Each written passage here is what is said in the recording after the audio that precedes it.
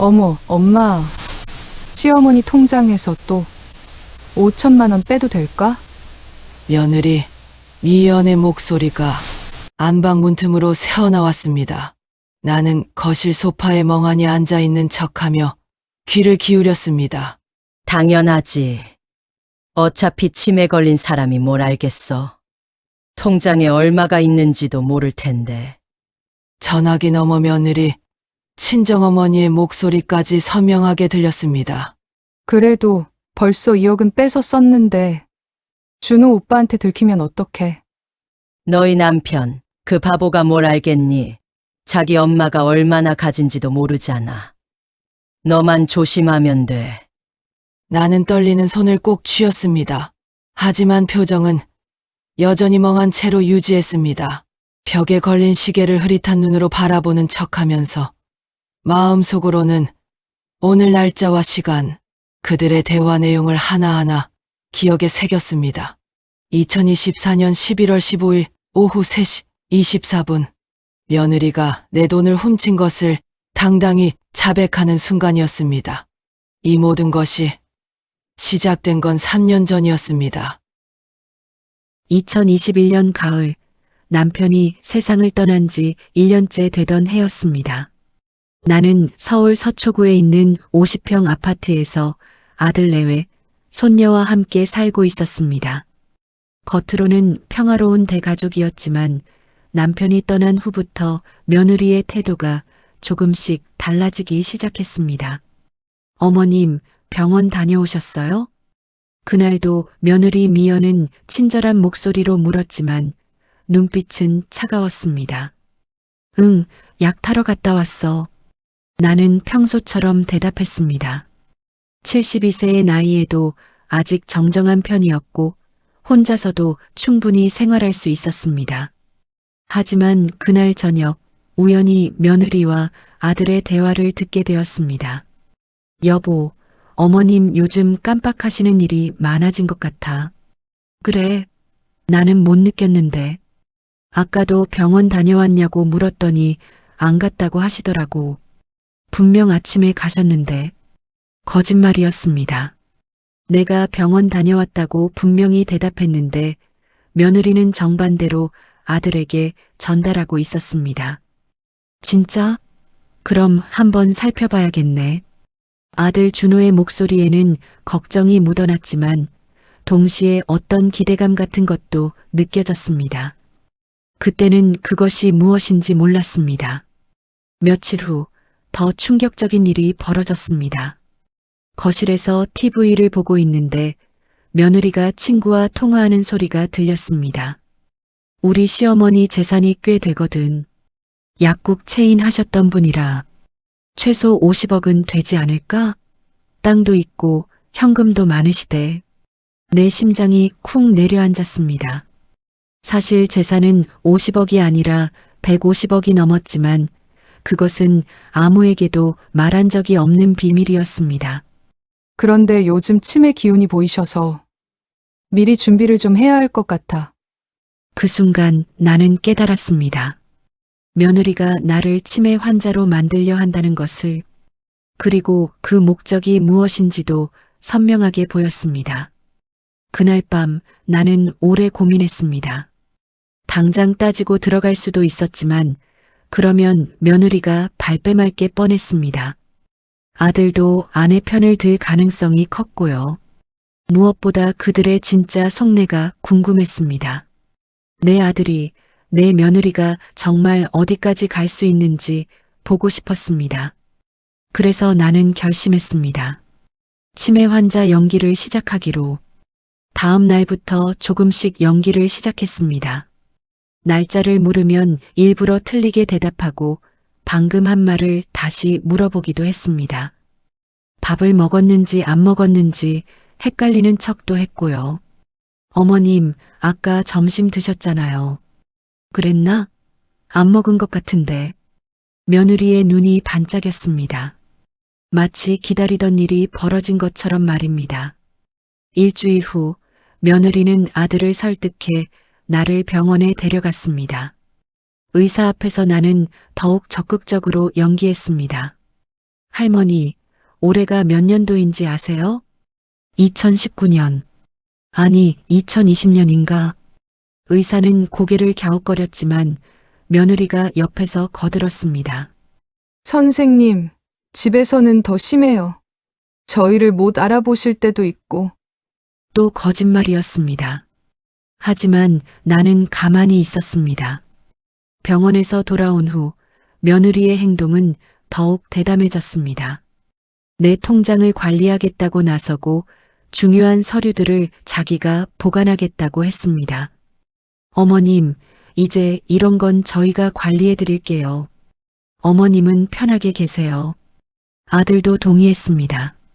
엄마, 미연이 말이 맞아. 이제 우리가 다 알아서 할게. 그날 밤 나는 남편 영정 앞에 앉았습니다. 눈물이 났지만 꾹 참았습니다. 낮에는 치매 환자, 밤에는 모든 것을 기록하는 관찰자. 이중 생활이 시작된 것입니다. 서랍 깊숙이 숨겨둔 일기장을 꺼냈습니다. 남편이 생전에 쓰던 낡은 가죽 커버의 일기장이었습니다. 첫 페이지에 날짜를 적고 오늘 있었던 일을 빼곡히 기록했습니다. 2021년 11월 1일. 오늘부터 나는 치매 환자다. 아니, 치매 환자인 척을 한다. 내 며느리가 내 재산을 노리고 있다는 것을 확실히 알았다. 아들은 그것을 모르는지 아니면 알면서도 모른 척 하는지 아직은 모르겠다. 나는 끝까지 지켜볼 것이다. 그들이 어디까지 추락할 수 있는지. 펜을 놓고 창밖을 바라봤습니다. 아직 내가 건강하다는 것을, 모든 것을 알고 있다는 것을 그들은 꿈에도 모를 것입니다. 한 달, 두 달 시간이 흐르면서 나의 연기는 더욱 자연스러워졌습니다. 가끔은 내가 정말 치매에 걸린 건 아닌가 하는 착각이 들 정도였습니다. 하지만 매일 밤 일기장에 그날의 관찰을 기록하면서 정신을 똑똑히 유지했습니다. 어머님, 오늘 데이케어 센터 구경 가보실래요? 6개월쯤 지났을 때 며느리가 웃으며 제안했습니다. 데이케어 센터? 그게 뭐야? 어르신들이 낮에 가서 프로그램도 하고 친구도 사귀는 곳이에요. 사실은 치매 환자들을 위한 주간보호센터였습니다. 나를 그곳에 보내고 집을 비우려는 속셈이 보였습니다. 센터에 도착했을 때 며느리는 직원과 따로 이야기를 나눴습니다. 나는 멍하니 앉아있는 척하면서 그들의 대화에 귀를 기울였습니다. 중증은 아니신데 최근에 증상이 악화되고 있어요. 혼자 두면 위험할 것 같아서. 네, 잘 모시겠습니다. 그런데 어르신 재산 관리는 누가 하시나요? 후견인 지정은 하셨는지. 아직이요. 그것도 준비 중입니다. 후견인. 며느리의 최종 목표가 무엇인지 이제 확실해졌습니다. 1년이 지나고 2년이 지나면서 나는 완벽한 치매 환자가 되었습니다. 적어도 겉으로는 말입니다. 며느리는 이제 내 앞에서도 스스럼 없이 내 물건을 뒤지고 통장을 확인했습니다. 어머님 정기예금이 50억이나 되네? 이런 건 좀 굴려야 하는데. 아들 앞에서 대놓고 그런 말을 했습니다. 그러게, 어머니가 정상이셨으면 절대 그냥 두지 않으셨을 텐데. 아들의 대답에 가슴이 찢어지는 것 같았습니다. 하지만 꾹 참았습니다. 아직 때가 아니었으니까요. 그리고 오늘 2024년 11월 15일 드디어 며느리가 선을 넘었습니다. 내 돈을 훔치는 것도 모자라 그것을 당당하게 자랑하듯 떠들어대는 것을 목격한 것입니다. 나는 천천히 일어나 내 방으로 들어갔습니다. 며느리는 내가 지나가는 것도 신경 쓰지 않았습니다. 어차피 치매 환자가 뭘 알겠냐는 듯이 방문을 닫고 일기장을 꺼냈습니다. 3년간의 기록이 빼곡히 적혀 있는 일기장. 날짜별로 그들의 거짓말과 배신이 고스란히 담겨 있었습니다. 이제 슬슬 결론을 내릴 때가 온 것 같았습니다. 창밖으로 어둠이 내리고 있었습니다. 거실에서는 며느리의 웃음소리가 들렸고 아들이 퇴근에 들어오는 소리도 들렸습니다. 그들은 오늘도 평화로운 저녁을 보낼 것입니다. 치매에 걸린 불쌍한 시어머니를 모시고 사는 착한 며느리와 효자 아들로 살면서 말입니다. 하지만 이 연극의 진짜 연출자가 누구인지 그들은 아직 모르고 있었습니다. 어머님 재산 정리는 제가 다 해놨어요. 여기 보세요. 부동산 150억, 예금 50억, 주식 30억. 후견인 신청만 하면 우리가 다 관리할 수 있어요. 며느리 미연이 서류 뭉치를 테이블 위에 펼치며 말했습니다. 나는 거실 한쪽 소파에 멍하니 앉아 있었지만 그들의 모든 대화가 선명하게 들렸습니다. 그래도 엄마를 요양원에 보내는 건 좀 그렇지 않아? 아들 준호가 망설이는 목소리로 물었습니다. 오빠, 언제까지 이렇게 살 거예요? 어머님도 전문적인 케어가 필요하시고, 우리도 우리 삶이 있잖아요. 서연이 대학 등록금도 생각해야 하고, 그건 그런데 어머님이 정상이셨다면 우리한테 재산을 물려주고 싶어 하셨을 거예요. 지금은 판단력이 없으시니까 우리가 대신 결정하는 거고요. 며느리의 목소리에는 확신이 가득했습니다. 마치 이미 모든 것이 자기 것인 양 말하고 있었습니다. 이 가족회의가 열린 것은 2024년 11월 20일 저녁이었습니다. 내가 치매 연기를 시작한 지 정확히 3년하고도 19일째 되는 날이었죠. 낮에 며느리가 갑자기 말했습니다. 어머님, 오늘 저녁에 중요한 이야기가 있어요. 꼭 거실에 계셔야 해요. 나는 고개를 끄덕였습니다. 무슨 말인지 이해하지 못한다는 표정을 지으면서 말이죠. 하지만 속으로는 드디어 그들이 본격적으로 움직이기 시작했다는 것을 직감했습니다. 오후 내내 며느리는 분주했습니다. 서류를 정리하고 노트북으로 무언가를 검색하고 여러 번 전화 통화를 했습니다. 나는 TV를 보는 척하면서 그녀의 모든 움직임을 관찰했습니다. 네, 맞아요. 치매 3기 정도로 진단받았어요. 네, 후견인 신청 서류요. 아, 재산 목록도 필요하다고요? 알겠습니다. 전화 통화 내용으로 미루어 변호사와 통화하는 것 같았습니다. 며느리가 얼마나 치밀하게 준비했는지 알 수 있었죠. 저녁 7시 아들이 퇴근하고 저녁 식사를 마친 후 본격적인 가족회의가 시작되었습니다. 며느리는 미리 준비한 서류들을 하나씩 꺼내놓기 시작했습니다. 오빠, 먼저 이것 좀 봐요. 어머님 병원 진료 기록이에요. 진료 기록에는 내가 치매 진단을 받았다고 적혀 있었습니다. 물론 내가 일부러 연기해서 받은 진단이었지만 그들은 그것을 모르고 있었죠. 그리고 이건 요양원 팜플렛이에요. 서울 근교의 시설 좋은 곳들로 추려봤어요. 며느리는 여러 요양원 자료를 보여주며 열심히 설명했습니다. 마치 내가 그 자리에 없는 것처럼 안이 있어도 어차피 이해하지 못할 거라고 생각하는 것처럼 말입니다. 한 달에 500만 원 정도면 정말 좋은 시설에 모실 수 있어요. 어머님 연금이랑 예금 이자로 충분히 커버되고도 남죠. 500만 원이나? 오빠, 어머님 재산이 얼마나 되는지 알아? 200억이 넘어. 그 정도는 아무것도 아니야. 실제로는 150억 정도였는데 며느리는 이미 부풀려서 생각하고 있었습니다. 아마 자기가 관리하게 되면 나머지 50억도 어떻게든 만들어낼 생각인 것 같았습니다.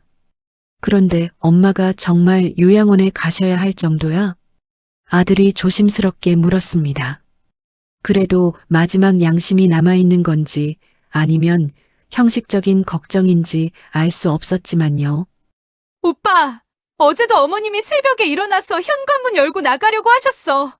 내가 깨서 겨우 막았다니까. 거짓말이었습니다. 나는 어제 새벽에 일어난 적이 없었습니다. 하지만 아들은 그 말을 그대로 믿었습니다. 정말? 엄마가 그러셨어? 응. 그리고 요즘은 나를 며느리로 인식 못하실 때도 있어. 가끔은 나보고 아가씨 누구세요? 라고 물으시기도 하고 또 거짓말이었습니다. 나는 며느리를 너무나 잘 알고 있었습니다.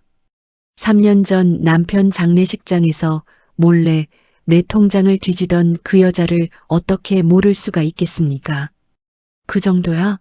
내가 몰랐네. 아들의 목소리에 당황스러움이 묻어났습니다. 자기 어머니 상태를 제대로 파악하지 못했다는 죄책감인지 아니면 빨리 요양원에 보내야겠다는 조급함인지 구분하기 어려웠습니다. 며느리는 때를 놓치지 않고 결정적인 서류를 꺼냈습니다. 그래서 제가 미리 알아봤어요. 성년후견인 제도라는 게 있더라고요.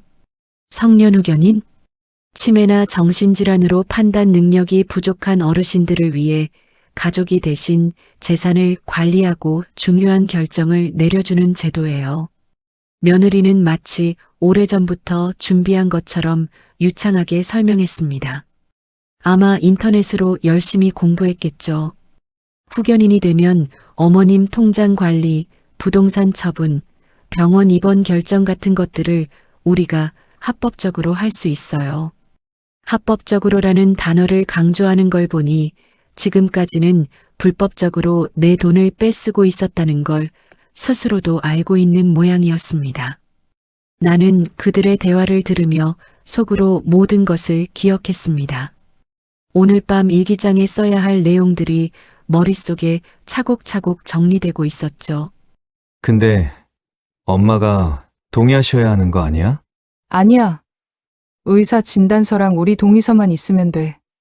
어머님은 이미 판단 능력이 없다고 진단받으셨으니까. 며느리의 대답은 너무나 자연스러웠습니다. 이미 변호사와 다 상의를 마친 것 같았어요. 그럼 언제쯤? 빠르면 다음 달에 신청할 수 있어요. 그 전에 어머님을 요양원에 모시고 집은 정리하고.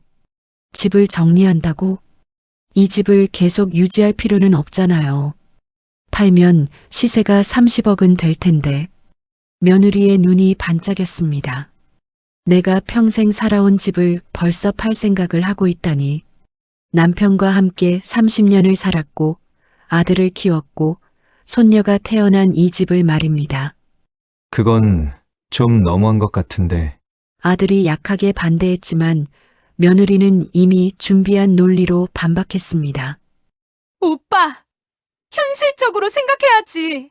어머님 요양원 비용도 들고, 소연이 미국 유학도 보내야 하고, 우리도 노후 준비해야 하잖아.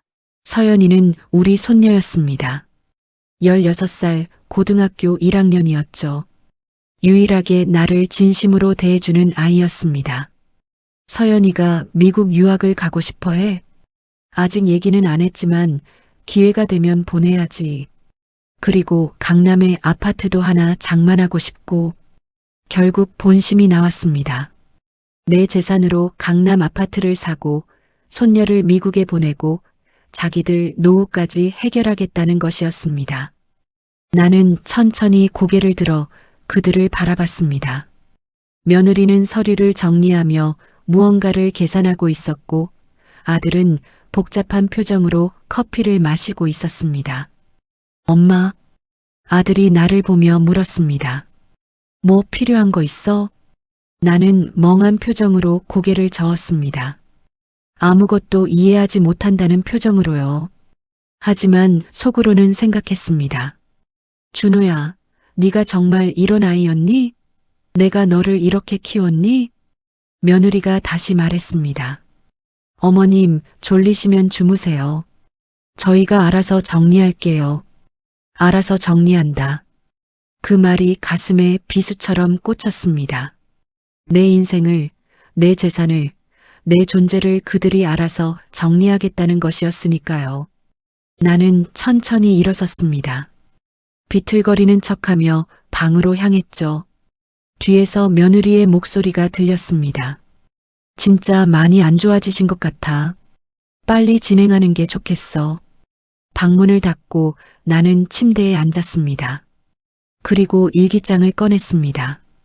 2024년 11월 20일 오늘 그들은 나를 버리기로 결정했다. 내 아들이, 내 며느리가 나를 요양원에 보내고 재산을 차지하기로 마음먹었다. 3년 전 시작한 이 관찰이 이제 결실을 보고 있다. 그들의 탐욕이 어디까지 갈지 나는 끝까지 지켜볼 것이다.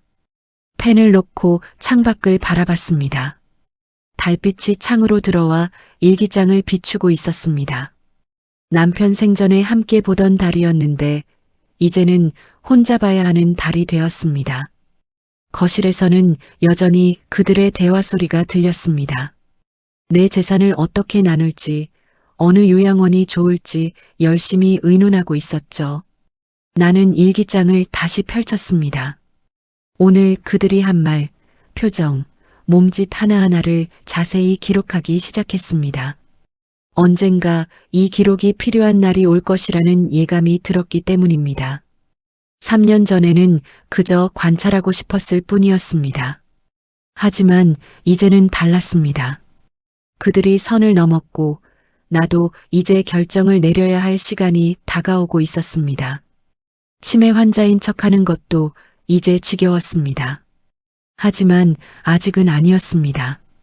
그들이 진짜 본색을 완전히 드러낼 때까지 나는 조금 더 기다려야 했습니다. 할머니, 울고 계세요? 손녀 서연이가 방문을 열고 들어왔습니다. 나는 황급히 눈물을 닦았지만 이미 늦었습니다. 할머니가 다 아시는 거 맞죠? 치매 아니시죠? 16살 서연이의 눈빛은 너무나 맑았습니다. 나는 잠시 망설였지만 결국 고개를 끄덕였습니다. 언제부터 알았니? 작년부터요. 할머니가 밤에 일기 쓰시는 거 봤어요. 치매 환자가 그렇게 또박또박 글을 쓸 수는 없잖아요. 서연이가 내 옆에 앉으며 손을 잡았습니다. 왜 그러고 계세요? 엄마 아빠한테 당하고만 있으시고. 그날은 2024년 11월 25일이었습니다. 가족회의가 있은 지 5일 후였죠. 가족들이 외출한 오후 나는 남편 영정 앞에서 참았던 눈물을 쏟아내고 있었습니다. 서연아, 넌 할머니가 이상해? 아니요. 할머니가 불쌍해요. 매일 혼자 계시면서 얼마나 외로우세요. 서연이의 말에 또 눈물이 났습니다. 3년간 치매 환자 연기를 하면서 가장 힘들었던 건 외로움이었습니다. 아무와도 진짜 대화를 나눌 수 없었고 내 진심을 표현할 수 없었으니까요. 할머니, 저는 할머니 편이에요. 뭐든 도와드릴게요. 고맙다. 하지만 위험해질 수 있어. 괜찮아요. 저도 엄마가 할머니한테 하는 거 다 봤어요. 너무해요. 그때부터 서연이는 나의 유일한 동반자가 되었습니다. 겉으로는 여전히 치매 할머니와 손녀의 관계였지만 둘만 있을 때는 진짜 대화를 나눴습니다. 일주일 전 나는 서연이를 통해 충격적인 사실을 알게 되었습니다. 할머니, 엄마가 변호사 만나고 왔대요. 할머니를 법적으로 무능력자로 만든대요. 무능력자? 성년후 견제도라고. 할머니가 아무것도 결정 못하게 하는 거래요. 며느리가 생각보다 빠르게 움직이고 있었습니다. 나는 일기장에 이 사실을 기록하며 대책을 생각해야 했습니다. 오늘 아침 며느리는 더욱 대담해졌습니다. 내 방에 들어와 옷장을 뒤지기 시작했습니다. 어머님, 이런 비싼 옷들 이제 필요 없으시죠? 요양원 가실 때는 편한 옷만 있으면 되니까. 내가 젊었을 때 남편이 사준 한복, 결혼기념일에 받은 코트들을 하나씩 꺼내며 품평했습니다. 이런 건 빈티지샵에 팔면 꽤 받을 것 같은데. 나는 가만히 지켜만 봤습니다. 분노가 치밀어 올랐지만 꾹 참았죠. 점심때는 더 가관이었습니다. 아들이 집에 와서 며느리와 대화를 나눴는데 내가 바로 옆에 있는데도 아랑곳하지 않았습니다. 변호사가 뭐래? 다음 주에 법원에 신청한대. 의사소견서만 있으면 된대. 의사소견서는 그것도 준비됐어. 김 원장님이 써주신대. 김 원장. 며느리가 자주 가는 병원 원장이었습니다.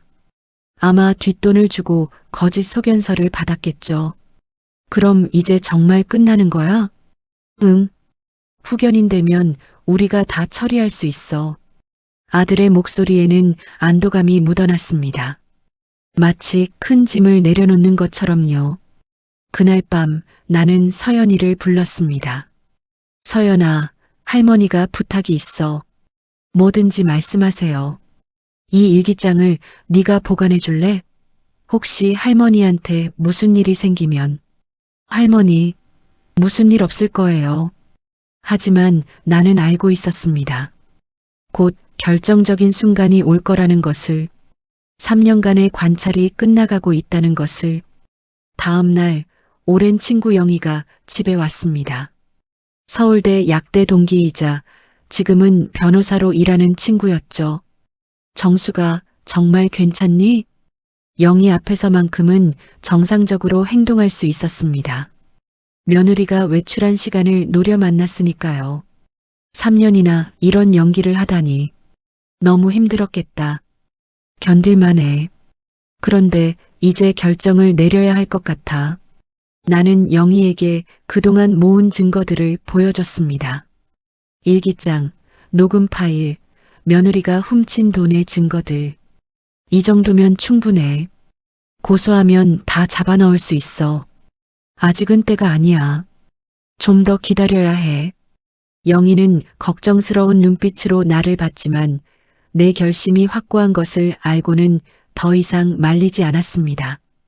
집으로 돌아왔을 때 며느리가 누군가와 통화하고 있었습니다. 네, 요양원은 12월 1일로 예약했어요. 네, 맞아요. 바로 입소시킬 거예요. 12월 1일. 이제 일주일도 남지 않았습니다. 나는 방으로 들어가 일기장을 꺼냈습니다. 2024년 11월 25일. 이제 끝이 보인다.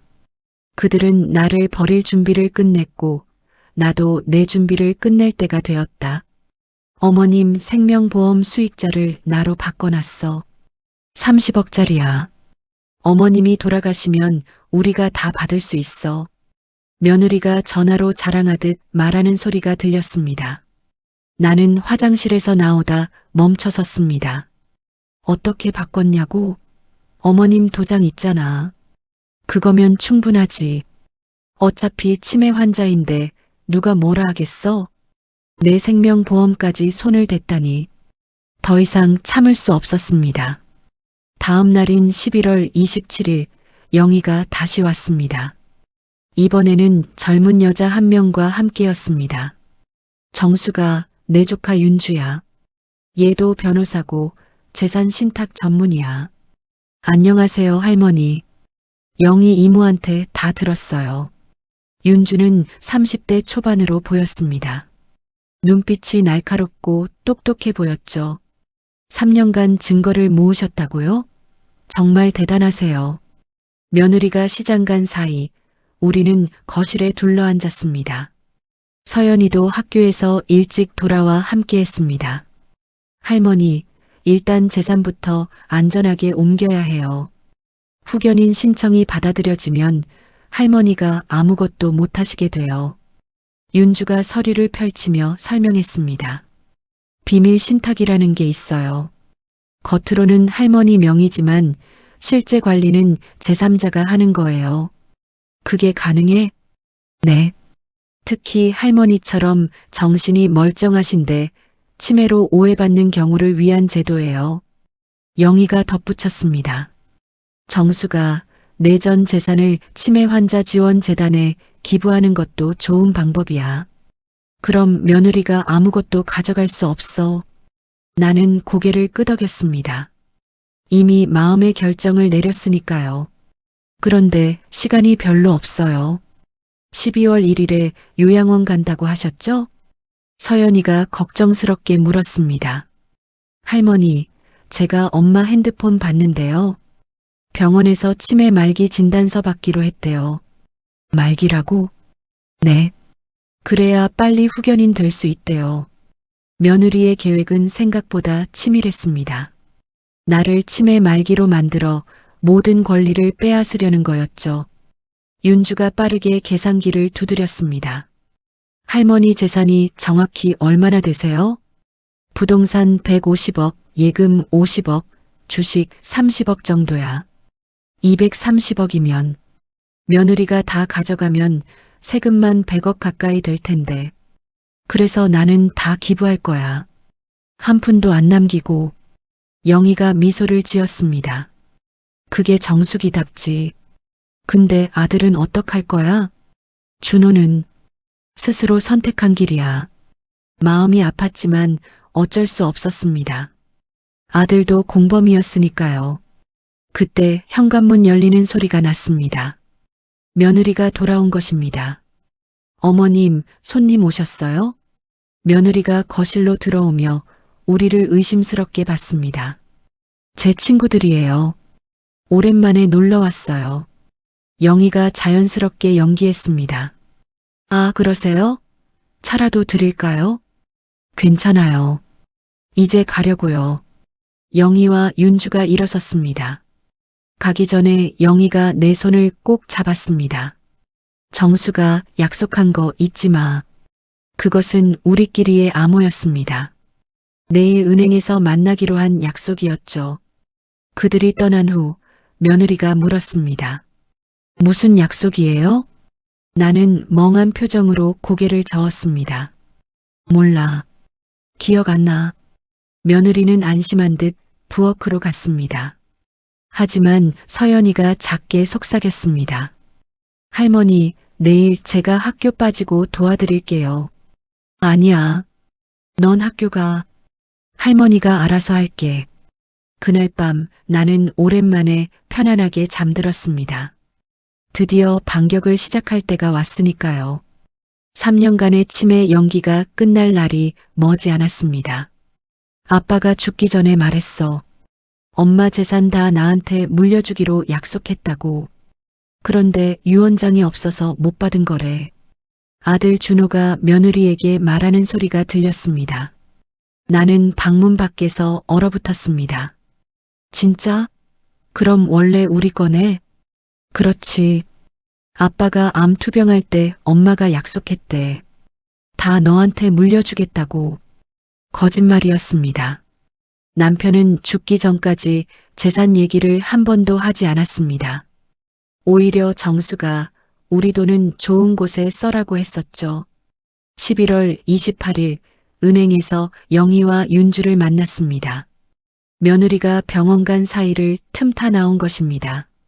할머니, 일단 급한 것부터 처리하셔야 해요. 윤주가 서류를 내밀었습니다. 재단 설립 신청서였습니다. 박정숙 치매환자 지원재단. 어떠세요? 좋아. 남편도 기뻐할 거야. 서류에 서명하면서 손이 떨렸습니다. 40년 동안 모은 재산을 정리하는 순간이었으니까요. 그런데 할머니, 이상한 게 있어요. 윤주가 노트북을 열며 말했습니다. 며느리 이미연 씨, 과거 이력이 수상해요. 결혼 전 이름이 김미연이었는데 사기 전과가 있어요. 사기? 네. 첫 번째 남편 재산을 빼돌려서 고소당했었어요. 합의로 끝났지만요. 충격적이었습니다. 그런 여자를 아들이 만났다니. 그리고 더 충격적인 건 아드님도 알고 있었을 가능성이 커요. 영희가 조심스럽게 말했습니다. 준호가 알고 있었다고? 결혼 전에 신원조회를 했더라고요. 기록이 남아 있어요. 아들이 며느리의 정가를 알면서도 결혼했다는 것입니다. 왜였을까요? 집에 돌아왔을 때 뜻밖의 사람이 와 있었습니다. 시동생 준서였습니다. 형수님, 오랜만입니다. 준서는 남편의 남동생으로 미국에 살다가 잠시 한국에 온 것이었습니다. 준호야, 삼촌이다. 아, 삼촌. 언제 오셨어요? 분위기가 화기애애했습니다. 하지만 준서의 다음 말에 공기가 얼어붙었습니다. 형수님 치매라며? 그런데 멀쩡해 보이는데? 삼촌, 겉으로는 괜찮아 보여도 심각해요. 며느리가 재빨리 대답했습니다. 그래. 근데 형님 유원장 얘기는 들었어? 유원장이요? 준서가 가방에서 봉투를 꺼냈습니다. 형님이 돌아가시기 전에 나한테 맡기셨어. 정숙이 형수님이 위험에 처하면 꺼내라고. 나는 숨을 멈췄습니다. 남편이 유언장을 남겼다니. 준서가 봉투를 열었습니다. 형님이 뭐라고 쓰셨는지 읽어볼게. 사랑하는 아내 정숙에게. 내가 떠난 후 준호나 며느리가 당신을 괴롭힐까 걱정되어 이 글을 남긴다. 모든 재산은 당신 것이니 당신 마음대로 하시오. 준호에게는 이미 충분히 주었으니 더 이상 줄 필요 없소. 만약 그들이 당신을 함부로 대한다면 모든 것을 거두시오. 거실이 조용해졌습니다. 준호의 얼굴이 창백해졌습니다. 이게 진짜야? 형님 친필이야. 공증도 받으셨고. 며느리가 다급하게 말했습니다. 하지만 어머님이 치매시잖아요. 유언장이 있어도 우리가 관리해야. 치매? 준서가 나를 똑바로 봤습니다. 형수님, 오늘이 며칠이죠? 2024년 11월 28일 목요일이야. 내가 또렷하게 대답하자 준서가 웃었습니다. 치매 맞아? 완전 정상이신데? 순간 며느리와 아들이 당황했습니다. 아니, 가끔 정상일 때가 있어서. 됐어. 나도 의사야. 형수님은 정상이야. 준서가 일어서며 말했습니다. 형수님, 필요하시면 연락하세요. 형님과의 약속은 지킬게요. 준서가 떠난 후 집안 분위기가 험악해졌습니다. 오빠 아버님이 정말 그런 유언을 남겼어? 몰랐어. 정말 몰랐다고. 준호가 나를 봤습니다. 처음으로 두려움이 섞인 눈빛이었습니다. 그날 밤 나는 일기장에 적었습니다. 남편이 나를 끝까지 지켜주고 있었다. 고맙다. 이제 내가 결정을 내릴 때가 왔다. 어머님이 새벽에 밖에 나가서 실종됐다가 경찰이 찾아왔어요. 이제 정말 위험해요. 오늘 바로 요양원에 모셔야 해요. 며느리가 119 구급대원들에게 설명하는 소리가 들렸습니다. 나는 거실 소파에 담요를 덮고 앉아 있었습니다. 할머니, 괜찮으세요? 젊은 구급대원이 물었지만 나는 대답하지 않았습니다. 모든 게 거짓이었으니까요. 나는 새벽에 나간 적이 없었습니다. 11월 29일 오전, 며느리가 갑자기 경찰과 구급대를 불렀습니다. 내가 새벽에 실종됐다가 발견됐다는 거짓 신고를 한 것입니다. 보호자분, 할머니를 지금 바로 입원시켜야 합니다. 네, 그럴게요. 준비됐어요. 며느리가 이미 싸놓은 가방을 들었습니다. 모든 게 계획대로였습니다. 엄마. 아들이 복잡한 표정으로 나를 봤습니다. 엄마, 병원 가서 치료받자. 금방 나아질 거야. 거짓말. 아들도 알고 있었습니다. 요양원에서 다시는 나오지 못할 거라는 걸. 그때 서연이가 학교 가방을 맨 채로 뛰어왔습니다. 할머니, 안 돼요. 할머니, 아무 문제 없어요. 서연아, 방해하지 마. 며느리가 딸을 밀어냈습니다. 엄마, 할머니는 정상이야. 내가 다 봤어. 너는 어린애라 모르는 거야. 할머니가 얼마나 위험한지. 구급대원들이 나를 들것에 옮기려 했습니다. 그 순간 예상치 못한 사람이 나타났습니다. 잠깐, 뭐 하는 거예요? 영희였습니다. 윤주와 함께 왔습니다. 누구세요? 저는 박정숙 씨 법률 대리인 김영희 변호사입니다. 지금 불법 감금하시는 겁니까? 영희가 변호사 신분증을 보여줬습니다. 할머니가 치매 말기세요. 보호자 동의하에. 치매 진단서 있습니까? 여기. 며느리가 서류를 내밀었지만 윤주가 받아서 확인했습니다. 이거 위조네요. 김 원장 도장이 가짜예요. 뭐라고요? 어제 확인했습니다. 김 원장님은 이런 진단서 쓴 적 없다고 하셨어요. 며느리의 얼굴이 하얗게 변했습니다. 구급대원들이 당황하며 물러섰습니다. 저희는 일단 확인하고 오겠습니다. 그들이 떠나자 며느리가 폭발했습니다. 어머님이 정상이었어요? 3년 동안 우릴 속였어요? 나는 천천히 일어섰습니다. 그리고 처음으로 또렷한 목소리로 말했습니다. 그래, 다 알고 있었어. 어떻게? 네가 내 돈 훔친 것도, 생명보험 바꾼 것도, 가짜 진단서 만든 것도 다 알아. 며느리가 비틀거렸습니다. 그럼 왜? 너희들의 진짜 모습을 보고 싶었어. 내 아들이, 내 며느리가 어디까지 추락할 수 있는지. 아들이 무릎을 꿇었습니다. 엄마, 죄송해요. 정말 죄송해요. 3년이야, 준호야. 3년 동안 너희가 나를 어떻게 대했는지 다 지켜봤어. 나는 일기장을 꺼냈습니다. 여기 다 기록되어 있어. 날짜별로 너희가 한 말, 행동, 거짓말들. 며느리가 일기장을 빼앗으려 했지만 영희가 막았습니다. 이제 그만해요. 더 이상 죄를 짓지 마세요. 무슨 죄예요? 우리가 뭘 잘못했는데요? 며느리가 소리쳤습니다. 어머님이 치매니까 돌봐드린 거잖아요.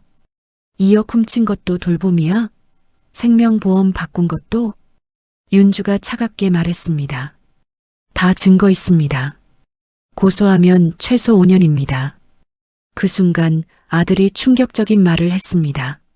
엄마, 아빠가 돌아가실 때 정말 나한테 재산 준다고 안 했어요? 나는 아들을 바라봤습니다. 마지막 희망마저 버리지 못하는 그 눈빛이 너무나 한심했습니다. 준호야, 아빠는 마지막까지 너 걱정했어. 네가 돈 때문에 사람이 변할까봐. 아들이 고개를 떨궜습니다. 그때 서연이가 내 손을 잡았습니다. 할머니, 이제 어떻게 할 거예요? 나는 손녀를 바라봤습니다. 이 아이만큼은 지켜주고 싶었습니다. 엄마, 재산 다 기부했다고요? 230억을 다? 미쳤어요? 아들 준호가 절규하듯 소리쳤습니다. 방금 영희가 보여준 서류에는 박정숙 치매환자 지원재단에 전 재산을 기부한다고 적혀 있었습니다. 어머님, 이건 무효예요. 치매 환자가 한 계약은 무효라고요. 며느리가 서류를 찢으려 했지만 윤주가 막았습니다. 어머님은 치매가 아니세요. 여기 삼성병원 정밀 검사 결과가 있습니다. 어제 받으신 거예요. 11월 30일 운명의 날이었습니다. 그럼 우리는 어떻게 해요? 우리도 어머님 재산인 줄 알고 빚을. 아들의 말에 나는 놀랐습니다. 빚? 무슨 빚? 사업 실패하고 어머님 재산 믿고 10억 빌렸어요. 10억? 믿을 수 없었습니다. 내가 치매인 줄 알고 내 재산을 담보로 빚까지 진 것입니다. 며느리가 갑자기 무릎을 꿇었습니다. 어머님, 한 번만 용서해 주세요. 서연이를 생각해서라도 서연이를 이용하지 마라. 내 목소리가 차가웠습니다. 너희가 서연이한테 뭐라고 가르쳤는지 알아? 할머니는 곧 죽을 거니까 재산 받을 준비하라고 했다며? 그건 서연이가 울면서 말했습니다. 할머니, 미안해요. 엄마가 시킨 거예요. 할머니 통장 비밀번호 알아내라고. 충격적인 고백이었습니다. 16살 손녀까지 이용하려 했다니. 그때 현관문이 열리고 경찰이 들어왔습니다. 이미연 씨죠? 사기 및 횡령 혐의로 체포합니다. 뭐라고요? 영희가 설명했습니다. 어머님이 고소하셨어요. 3년간 훔친 돈만 3억이 넘더군요. 경찰이 며느리에게 수갑을 채웠습니다. 오빠, 구해줘. 나 잡혀가면 안 돼. 하지만 아들은 멍하니 서 있을 뿐이었습니다. 엄마, 준호가 나를 봤습니다. 정말 이렇게까지 해야 했어요? 너도 공범이야, 준호야. 하지만 너는 내 아들이니까 고소하지 않을 거야. 엄마, 대신 조건이 있어. 나는 서랍에서 또 다른 서류를 꺼냈습니다. 이혼해. 그리고 서연이는 내가 키울 거야. 뭐라고요? 너희 같은 부모 밑에서 서연이를 둘 수 없어. 이미 가정법원에 신청했어. 준호가 무너졌습니다. 엄마가 이런 사람이었어요? 아니야. 너희가 나를 이런 사람으로 만든 거야. 나는 3년간 쓴 일기장을 펼쳤습니다. 2021년 11월 1일. 오늘 며느리가 내 통장에서 500만 원을 훔쳤다. 아들은 모른 척했다. 2022년 3월 15일. 오늘 아들이 말했다. 엄마가 빨리 죽었으면 좋겠다고. 2023년 7월 20일. 며느리가 내 생명보험을 바꿨다. 내가 죽으면 30억을 받는다. 읽을수록 아들의 얼굴이 창백해졌습니다. 이 모든 걸 다 기억하고 계셨어요? 그래. 하나도 빠짐없이. 그때 서연이가 말했습니다. 아빠, 엄마가 할머니 죽이려고 했어. 뭐? 지난주에 들었어. 엄마가 전화로. 할머니 약에 뭘 타면 자연사처럼 보이냐고 물어봤어. 경찰이 며느리를 노려봤습니다. 이건 살인미수까지 추가되겠네요. 아니에요. 그냥 물어본 거예요. 며느리가 발버둥 쳤지만 소용없었습니다. 나는 아들을 마지막으로 봤습니다. 준호야, 이제 내 인생은 네가 책임져. 나는 더 이상 내 엄마가 아니야. 엄마, 제발. 3년 동안 나는 매일 밤 울었어. 내 아들이 나를 버렸구나. 내가 키운 아들이 돈 때문에 나를 죽이려 한다구나. 눈물이 흘렀지만 닦지 않았습니다. 이제 끝이야. 서연이만 데리고 갈 거야. 할머니. 서연이가 내 손을 잡았습니다. 할머니, 이제 우리 둘이서 행복하게 살아요. 그래. 이제 진짜 삶을 시작하자. 며느리가 끌려가고 아들이 무너져 울고 3년간의 거짓 연극이 끝났습니다. 나는 창밖을 봤습니다. 하늘이 맑았습니다. 3년 만에 처음으로 자유롭게 숨 쉴 수 있었습니다. 할머니, 여기가 우리 새 집이에요? 서연이가 눈을 반짝이며 물었습니다. 서울을 떠나 제주도에 있는 바다가 보이는 작은 집이었습니다. 그래. 이제부터 여기서 둘이 살 거야.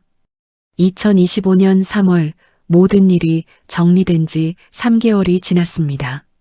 며느리는 징역 3년을 선고받았고 아들은 빚을 갚느라 모든 것을 잃었습니다. 나는 재단에 기부한 230억 중에서 손녀 양육비로 5억만 따로 빼두었습니다. 그 돈으로 제주도에 작은 집을 샀고 서연이와 새 삶을 시작했습니다. 할머니, 아빠는 언제쯤 만날 수 있을까요? 서연이의 물음에 마음이 아팠습니다. 시간이 지나면, 아빠가 진짜 반성하고 새 사람이 되면, 할머니는 아빠를 용서하셨어요? 나는 바다를 바라봤습니다. 용서라는 게 쉬운 일이 아니었습니다. 아직은 시간이 더 필요해. 그때 핸드폰이 울렸습니다. 0이었습니다. 정수가 재단 이사회 회의가 있어. 올 수 있어? 제주도까지 가기는 좀. 화상회의로 할게. 너무 중요한 안건이야. 나는 노트북을 켰습니다. 화면에 이사들이 나타났습니다. 모두 치매 환자 가족들이었습니다. 이사장님, 첫 번째 지원 대상자가 선정됐습니다. 직원이 보고했습니다. 82세 김순자 할머니, 진짜 치매 3기인데 아들이 재산 빼앗고 버렸습니다. 내 이야기 같았습니다. 아니, 나보다 더 심각했습니다. 전액 지원하세요. 최고의 요양원에 최고의 치료를. 이사장님, 그러면 예산이. 걱정 마세요. 내가 다 책임질게요. 회의가 끝난 후 서연이가 물었습니다. 할머니, 왜 그 할머니를 도와주세요? 나처럼 아픈 사람들이 많아. 도울 수 있을 때 도와야지. 그날 저녁 뜻밖의 편지가 왔습니다. 아들 준호가 보낸 것이었습니다. 어머니, 죄송합니다. 이제야 깨달았습니다. 제가 얼마나 못난 자식이었는지. 돈이 전부인 줄 알았는데 어머니를 잃고 나니 아무것도 아니었습니다. 언젠가 다시 아들이라고 불러주실 날을 기다리겠습니다. 나는 편지를 접어 서랍에 넣었습니다. 언젠가는 용서할 수 있을지도 모릅니다. 하지만 지금은 아니었습니다. 다음 날 아침 서연이와 해변을 산책했습니다. 할머니, 저 커서 의사가 될래요. 치매 환자 치료하는 의사요. 좋은 생각이야. 할머니처럼 아픈 사람들을 도와주고 싶어요. 나는 손녀의 머리를 쓰다듬었습니다. 이 아이는 다르게 자랄 것입니다. 돈보다 사람이 중요하다는 걸 아는 아이로. 6개월 후 재단은 전국적으로 유명해졌습니다. 100명이 넘는 치매 환자와 가족들을 도왔고 정부에서 표창도 받았습니다. 시상식장에서 기자가 물었습니다. 3년간 치매 연기를 하신 이유가 뭔가요? 가족의 진짜 모습을 보고 싶었습니다. 후회하지 않으세요? 나는 잠시 생각했습니다. 네, 후회하지 않아요. 덕분에 진짜 가족이 누구인지 알았고 제2의 인생을 시작할 수 있었으니까요. 시상식이 끝나고 집에 돌아왔을 때 서연이가 케이크를 준비하고 있었습니다. 할머니 생일 축하해요. 내 생일이 아닌데? 오늘이 할머니가 다시 태어난 날이잖아요. 치매 연기 끝낸 날. 11월 30일. 정말로 내가 다시 태어난 날이었습니다. 촛불을 끄면서 소원을 빌었습니다. 서연이가 건강하게 자라기를. 그리고 언젠가 아들도 진짜 사람이 되어 돌아오기를. 창밖으로 제주의 노을이 아름답게 물들고 있었습니다. 72세에 시작한 치매 연기, 75세에 찾은 진짜 자유. 늦었지만 새로운 시작이었습니다. 그리고 이번에는 진짜 내 인생을 살 것입니다.